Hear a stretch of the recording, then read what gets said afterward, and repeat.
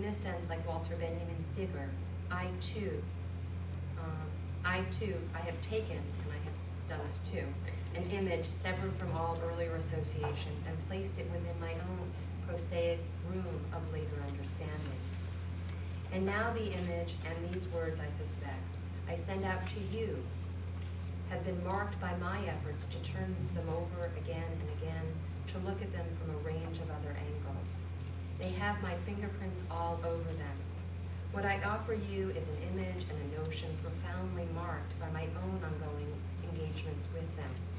Dear reader, what you now have before you is an image in the context of my book, covered with the traces of my desire to know, to understand, to make known, and to mourn this woman who was my grandmother. I have not placed her away in a gallery out of reach, but rather, like Rabbit, I've tried to make her come alive, and in so doing, to touch her. I've also asked you to touch her as well, to circle in closer with me. I imagine that in the process, perhaps you too have left your own fingerprints, or will, on this text, on these remarks, and the images, placing them in conversation with those who haunt your own imaginations. And so I find myself returning to the title of my chapter, Postmark Pictures. For me, the post is after, late in time, but it is also about something that circulates. And this is the uncanny part about this, because I wrote this in the book, that circulates as in the mail.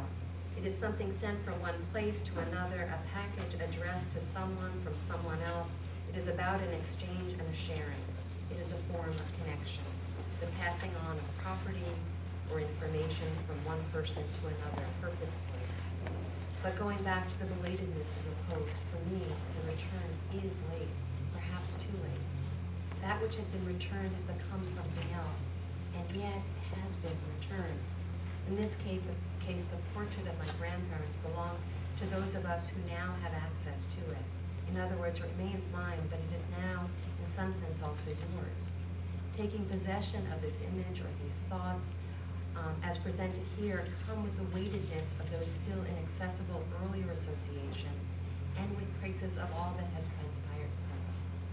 In this sense, the image of my grandparents or Rabbit's half-sister although now clearly signifying loss, once meant something very different that also cannot be forgotten.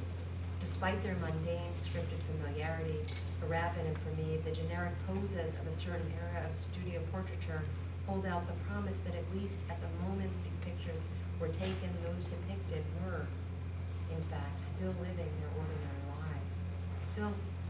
Lives still filled with the promise, and this is the important part, still filled with the promise of a yet unknown future.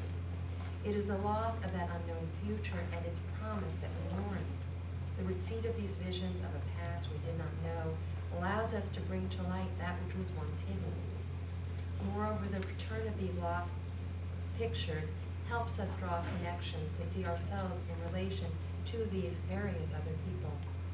I think these shared relationships also help us realize that there must have been other clues to this person or this unknown past already present in our lives that we had not fully recognized until now.